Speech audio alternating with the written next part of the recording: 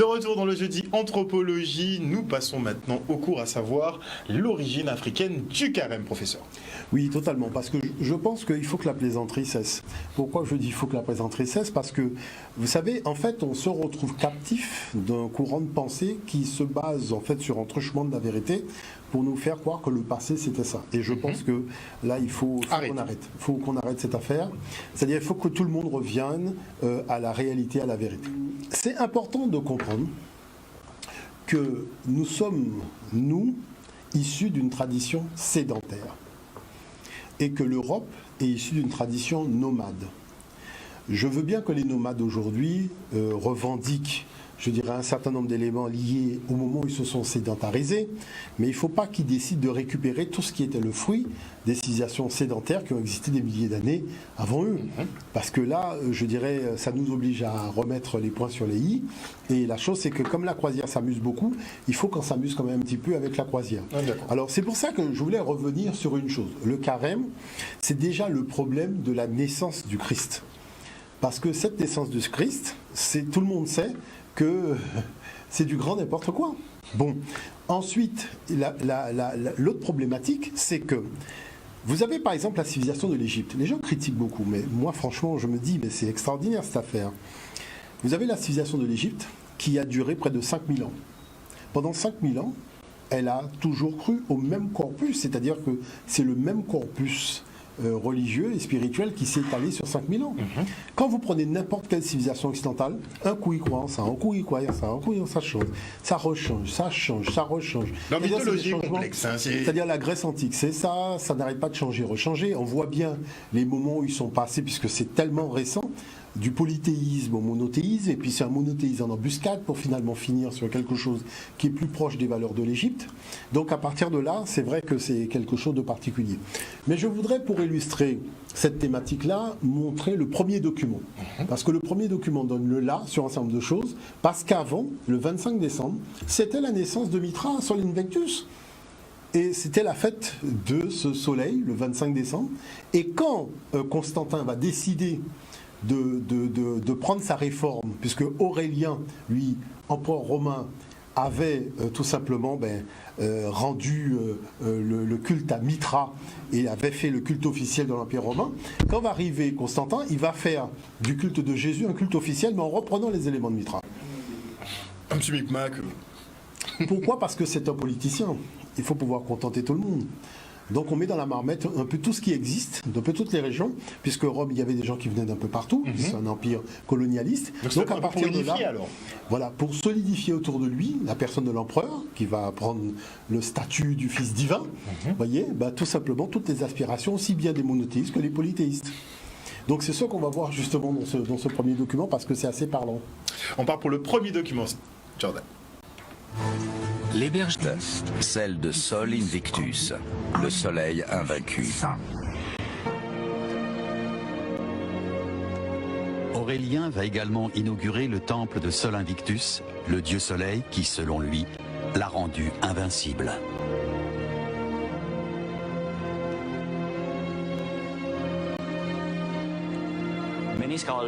D'après de nombreux historiens, c'était un moyen d'imposer une certaine unité au peuple de l'Empire, à des fins tant politiques que religieuses. Les deux n'étaient pas séparés dans l'esprit d'un Romain.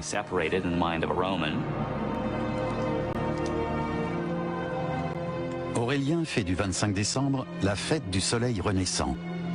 Avec une même volonté de faire l'unité de l'Empire autour d'une religion, ses successeurs reprendront cette date comme jour anniversaire de la naissance du Christ.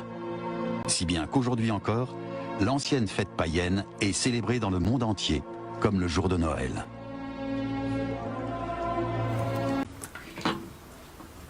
Donc on parle effectivement de ce 25 décembre. Voilà, donc parce que tout commence là, donc c'est-à-dire le solstice d'hiver. Et vous voyez que en fait, comme la Rome antique avait le pouvoir, les pleins pouvoirs à ce moment-là, ce qui s'est passé, c'est qu'il y a eu une réforme à partir de Constantin, qui a imposé le Christ à la place de Sol Invictus, donc de Mithra, mais en gardant les dates festives de Mithra. Alors ça pose un problème. Ça pose un problème, je vais vous expliquer qu'est-ce que ça pose pour un problème. Ça pose le problème du troisième jour, et ça le pape même l'a dit. Parce que lorsque vous mourrez un vendredi à 15h, vous ne pouvez pas ressusciter le troisième jour un dimanche matin. Parce que le dimanche matin, c'est pas le troisième jour. Voyez ? Et pourquoi on se retrouve un dimanche matin ? Parce que c'était la fête de Mitra. Et que, voilà, il fallait qu'il y ait cette renaissance du soleil au niveau de... Vous voyez ce que je veux dire par là ? Donc tout le monde le sait, mais je vous dis, le pape, même Ratzinger, a écrit un livre là-dessus. Il a dit lui-même, il reconnaît que c'est une faute que d'avoir voulu conserver cette affaire de troisième jour, alors que de vendredi à dimanche matin, ça fait pas 3 jours. La chose, c'est que je me demande, mais comment les gens ne savent plus qu'un jour, c'est 24 heures ?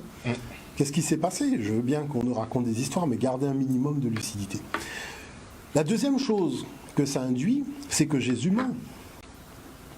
Parce que le problème, c'est que quand on arrive dans le carême, on dit que c'est le moment où il va être tenté par le diable. Oui, mais lui-même dit, prenez l'épître de Jean, son père ne peut pas être tenté par le diable. Donc si le fils est le père est le fils, normalement le fils ne peut pas être tenté par le diable non plus, puisque le père ne le peut pas. Donc si le père ne le peut pas, le fils le peut, c'est que le fils n'est pas le père. Non, il faut quand même à un moment se mettre d'accord. D'accord ? Parce qu'on ne peut pas tout dire et tout est son contraire dans le même bouquin. Voilà. Donc ça, c'est un souci. Bon. L'autre chose qui pose notre problème, c'est le problème du 40. Il y a trop de 40. Il y a les 40 jours, par exemple, de Noé, avec le déluge, les 40 jours du carême, les 40 jours des Hébreux dans le désert, les 40 ans, les 40 jours qu'il a fallu attendre avant de monter au sommet du mont. Mais on retrouve les 40 jours du Ramadan, les 40 jours du jeûne de Bouddha. Et même dans la tradition africaine, vous avez les 40 jours d'initiation dans la forêt sacrée. Donc on ne peut pas me dire que sur la quantité de chiffres qu'il y a dans les mathématiques, comme par hasard, on n'en a que 2, 4 et 0. Bon, ça veut dire qu'il y a quelque chose derrière ça. Et qu'est-ce qu'il y a ? C'est parce que 4, c'est le chiffre de l'épreuve. Donc 40, c'est 4 plus 0, et ce 4-là, ça représente l'épreuve. Donc c'est pour ça que dans les traditions où on rentre dans tout ce qui est de l'ordre un peu du spirituel et de la religion, vous allez toujours voir le même chiffre 40. D'accord. 40 symbolise l'épreuve. Donc c'est pas que l'épreuve a duré 40 jours, c'est un principe. Voyez, Ça donc symbolise après, l'épreuve. mais oui, ça symbolise l'épreuve. Donc c'est pour ça qu'il y a 40 jours. Voyez, donc ça c'est quand même quelque chose d'important. Maintenant, il y a une autre chose que cela induit, et c'est là où vous commencez à comprendre qu'il y a un autre problème, c'est que le carême, c'est-à-dire le dimanche de Pâques, c'est le jour qui permet de compter, donc rétrospectivement, le début du carême. C'est-à-dire qu'il y a quand même des événements dont il faut tenir compte pour fixer ce dimanche de Pâques. Il faut que l'équinoxe ait eu lieu et que la pleine lune ait eu lieu après l'équinoxe. C'est quand même étrange qu'une société nomade prenne comme référence la lune, le soleil et la terre. Alors la question c'est, est-ce que les gens savent ce que c'est que l'équinoxe ? Alors prenons le temps de regarder le deuxième document pour voir et comprendre ce que c'est qu'une équinoxe. On y va.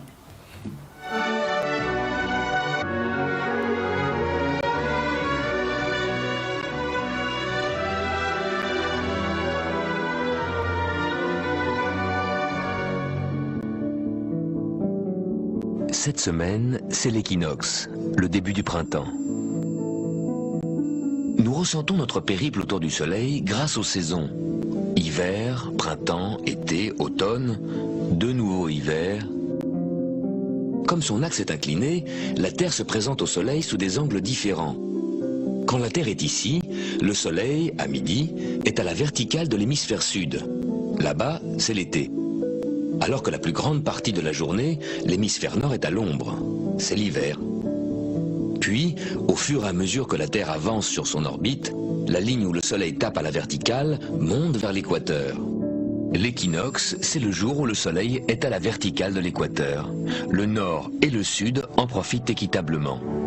Pour l'hémisphère nord, le printemps commence. Comme la Terre continue son périple, la ligne où le Soleil tape à la verticale monte encore vers le nord. Et là, au mois de juin-juillet, l'hémisphère nord sera tourné vers le Soleil. Les rayons nous arriveront sous un angle plus direct, ce sera l'été, on aura chaud. Voilà, donc je dirais que c'est très intéressant et c'est très important, parce que l'équinoxe, c'est à la fois le seul moment où la Terre elle est droite, donc il y a 2 équinoxes, mars et septembre, donc la Terre elle est droite que 2 fois, mais c'est le moment où la durée du jour égale la durée de la nuit. Parce que, vous avez vu au niveau de l'équateur, le soleil est vraiment face au soleil. Donc qu'est-ce qui se passe ? Vous comprenez bien qu'une tradition nomade ne peut pas être à l'origine d'un tel savoir, c'est pas possible. Parce qu'il faut observer quand même. Il faut observer. Donc ça, c'est important de le comprendre, puisque on voit bien que là, il y a quelque chose qui cloche. La chose qu'il faut savoir, c'est que on se retrouve avec 3 corps, d'accord. Le soleil, c'est Sunday, c'est-à-dire Sunday, le jour du dimanche, le jour de Mitra. Et vous allez dire, mais pourquoi le lundi de Pâques? Parce que il faut attendre la pleine lune après l'équinoxe. Et lundi, c'est le jour de quoi? C'est le jour de la lune. Or, vous avez les 3 corps qui sont en relation, c'est-à-dire le soleil, d'accord, donc qui va marquer l'équinoxe, la terre, qui va avoir une durée stable entre le jour et la nuit, et la lune. Donc c'est pour cette raison que vous retrouvez ces 3 corps-là dans les jours de fête. Est-ce que vous voyez? Et la chose, c'est qu'à partir maintenant du lendemain de l'équinoxe, comme le jour va l'emporter sur la nuit, ça correspond au renouveau de la végétation, au renouveau de la nature. Et c'est de là que vient une autre tradition africaine qui est l'œuf cosmique. L'œuf cosmique, c'est-à-dire c'est un œuf qui contient tous les composantes de la nature. Et cet œuf, donc, éclot à l'équinoxe, parce que c'est le printemps. Parce que, tout simplement, la nature renaît, les bêtes vont mettre bas, les arbres vont avoir des germes, voilà, on va pouvoir commencer à voir l'agriculture, récolter et compagnie. Donc, c'est cet œuf cosmique-là, donc, qui éclot, et tout va sortir de là, au stade d'embryon, et va commencer à croître. Donc c'est de là que viennent les œufs de Pâques, par exemple, vous voyez. Et la notion du lapin, c'est tout simplement parce que le lapin, c'est, je dirais, le côté vitalité reproductive de la nature. Parce que les lapins ne pondent pas d'œufs. Voilà. Donc voilà, il y a quelque chose qui n'est pas clair, mais c'est tout simplement qu'on a voulu vitaliser ça. Et les cloches. Et la cloche de Pâques. Alors la cloche de Pâques, c'est quand même, je dirais, quelque chose d'assez particulier. C'est-à-dire que vous avez la cloche en elle-même, elle est généralement un peu grise, elle représente la lune. Et le moyen du milieu qui va cogner contre la cloche, en fait, c'est le soleil. Ça veut dire quoi? C'est-à-dire le soleil rentre en résonance avec la lune. C'est pour ça qu'il y a les cloches. Pourquoi il rentre en résonance avec la lune? Parce qu'il y a eu la pleine lune. Comme il y a eu la pleine lune après l'équinoxe, donc on a justement ce corps stellaire. Parce que c'est très important pour nous, Africains. C'est important pourquoi? Parce qu'on a utilisé les 2 calendriers. On a utilisé le calendrier lunaire, on a utilisé le calendrier solaire. Donc quand la lune, c'est la pleine lune, elle rentre en résonance avec le soleil, mais pour nous qui avons utilisé 2 calendriers et qui étions dans l'agriculture, vous comprenez bien que c'est important. Maintenant, quand on parle de 40 jours, non, là quand même, il faut quand même arrêter. Même le journal La Croix, qui est un journal chrétien, a fait un article, au commencement était le grain. Au commencement était le grain pour dire quoi? Que nos ancêtres avaient remarqué qu'à cette période-là, lorsqu'on mettait un grain en terre avec l'épi, c'est 40 jours après que la gerbe sortait de terre. Et durant ces 40 jours, c'était 40 jours d'abstinence, de jeûne et de privation, parce qu'on considérait que ce grain qui représentait le Fils de Dieu, donc était parti en fait, parce qu'il faut voir que cet habitacle qu'est l'épi, c'est ce qui va donner naissance au sarcophage et au cercueil. Mais vous voyez bien que là, il y a un problème, parce que la Bible dit « poussière, tu reviendras poussière », c'est-à-dire l'idée que finalement la personne retourne en terre et disparaît dans la terre. Or, l'Afrique dit non, non, non, non. C'est comme le grain de blé, avec son épi. On remet en terre, mais il renaît. Donc c'est un retour à la vie lié tout simplement à l'émergence solaire et à l'énergie que donne la Lune, puisqu'on sait que la Lune a une importance très importante au niveau de l'agriculture. Vous voyez ce que je veux dire par là? Donc on voit qu'à partir de là, en fait, on se retrouve avec une tradition qui est totalement une tradition de peuple sédentaire, de peuple agraire. Et ce que nous dit la Rome antique, c'est le moment où ils ont commencé à intégrer dans leur circuit, tout simplement leur cycle de sédentarisation, ils vont commencer à intégrer la tradition africaine au travers de l'agriculture sous la déesse Isis, qui va devenir Cérès, qui va donner le carnaval. Donc Carus Navalis, qu'on va finalement raccourcir un carnaval, parce qu'il ne faut pas oublier que tout ça, c'est lié toujours à la même période. Vous voyez bien qu'il y a le carnaval, il y a le carême, il y a la pleine lune, il y a l'équinoxe. Donc vous voyez bien que c'est un habitacle de peuple sédentaire qui se livrait à l'agriculture. Est-ce qu'on a le temps de voir le dernier document que j'ai? Oui, je pense qu'on peut y aller pour le troisième document. Pour le troisième document. Parce que c'est important de voir là. Ceci est le soleil. L'histoire abonde de gravures et d'écritures remontant jusqu'à 10 000 ans avant Jésus-Christ, reflétant le respect et l'adoration des peuples à l'égard de cet objet. Et il est aisé d'en comprendre pourquoi. car chaque matin, le soleil se lève apportant visibilité, chaleur et sécurité, sauvant les hommes des ténèbres de la nuit froide, sombre et remplie de prédateurs. Sans lui, les civilisations comprirent que les cultures ne pousseraient pas et que la vie sur la planète ne durerait pas. Ces réalités firent du soleil l'objet le plus admiré de tous les temps. De la même manière, elles étaient également très conscientes des étoiles. Le suivi du mouvement des étoiles leur permettait de reconnaître et d'anticiper des événements qui ne se reproduisaient que sur de longues périodes, comme les éclipses et les pleines lunes. Ils cataloguèrent alors les groupes célestes en ce que nous appelons aujourd'hui des constellations. Il existe un autre phénomène très intéressant qui se déroule autour du 25 décembre ou du solstice d'hiver. À partir du solstice d'été et jusqu'au solstice d'hiver, les jours s'écourtent et se refroidissent. Vu de l'hémisphère nord, le soleil semble s'éloigner vers le sud et de devenir plus petit et faible. Le raccourcissement des jours et l'expiration du temps des récoltes à l'approche du solstice d'hiver symbolisaient pour les anciens le processus de mort. C'était la mort du soleil. Au 22 décembre, le déclin du soleil était complet, car le soleil, ayant voyagé vers le sud continuellement pendant 6 mois, arrivait à son point le plus bas dans le ciel. Ici, une chose étrange se produit. Le soleil cesse de descendre vers le sud, du moins perceptiblement pendant 3 jours. Durant cette pause de 3 jours, le soleil se situe à proximité de la constellation de la Croix du Sud, ou Crux. Et après cela, le 25 décembre, le soleil se décale d'1 degré, cette fois-ci vers le nord, présageant les jours plus longs, la chaleur et le printemps. Et ainsi il fut dit. Le soleil mourut sur la croix et après 3 jours de mort ressuscita ou renaît. C'est pourquoi Jésus et de nombreux autres dieux du soleil partagent le concept de la crucifixion, des 3 jours de mort et la résurrection. C'est la transition du soleil juste avant son changement de direction pour retourner dans l'hémisphère nord et apporter le printemps, donc le salut. Cependant, ils ne célébrèrent pas la résurrection du soleil avant l'équinoxe du printemps, soit Pâques. Parce qu'au moment de l'équinoxe de printemps, le soleil vainque officiellement les ténèbres maléfiques, puisque les journées à partir de ce moment deviennent plus longues que les nuits, et les conditions revitalisantes du printemps émergent alors. Comme quoi, tout a une explication logique. Voilà, c'est-à-dire qu'il y a quand même 2 choses qu'il faut quand même, sur lesquelles il faut insister. La première chose, c'est cette constellation qui est la Croix du Sud, parce qu'on se rend compte qu'elle est inconnue, je dirais, pour la plupart des gens, alors que au nord, c'est l'étoile polaire, mais pour le sud, c'est la Croix du Sud. C'est pour ça que beaucoup de pays dans le sud ont la Croix du Sud sur leur drapeau. Ça, il faut le savoir. L'autre chose qui est importante, c'est qu'il y a ce combat entre la lumière et l'obscurité. Effectivement, comme on a un équilibre à l'équinoxe entre le jour et la nuit, donc on attend tout simplement que le jour l'emporte sur la nuit.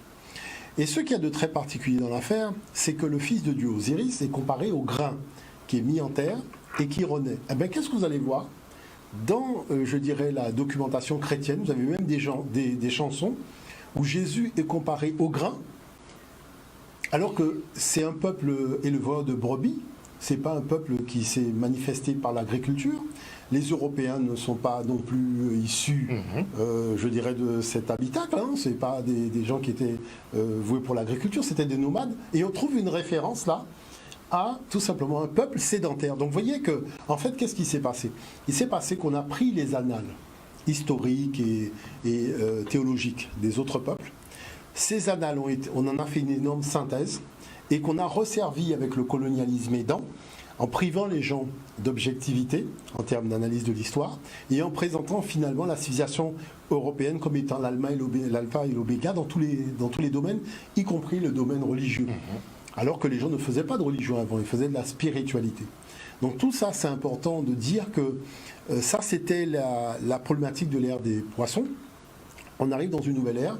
Moi, ce que je veux, c'est que tout le monde fasse preuve de minimum d'honnêteté, qu'on arrête de raconter aux gens des contre-vérités, qu'on explique bien aux gens quelle est l'origine africaine d'un certain nombre de choses et qu'on arrête de créer des individus complexés ou des individus aliénés.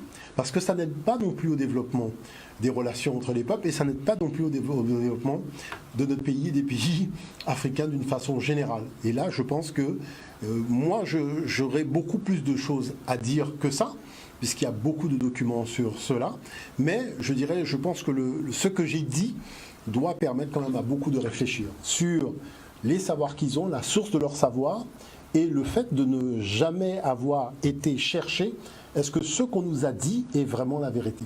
Je pense qu'il faut faire, je dirais, prendre conscience qu'on a été peut-être un peu trop naïf et qu'il faut revenir sur un certain nombre de positions. Très naïf face à cette falsification de l'histoire, mais effectivement vous travaillez à pouvoir la déconstruire. Oui, parce qu'on nous resserre l'histoire de nos ancêtres, mais avec des individus qui tout simplement se sont accaparés une histoire qui n'était pas la leur, avec des savoirs qui ne sont pas les leurs. Et c'est démontrable scientifiquement. Totalement. A plus B. Merci encore, professeur, pour ce nouveau cours cette semaine. La semaine prochaine, vous êtes encore disponible? On remet le couvert la semaine prochaine. Très bien. Donc, chers téléspectateurs, le rendez-vous est donné. Le prochain jeudi, anthropologie. Vous serez parmi nous, je pense. Enfin, je l'espère. On va travailler une bonne petite thématique. On va commencer puisqu'il se passe énormément de choses, effectivement, pour les afrodescendants, ce qui est très bien. Passez une bonne soirée à l'écoute des programmes de Canal 10 Télévision. On se retrouve demain. Ciao.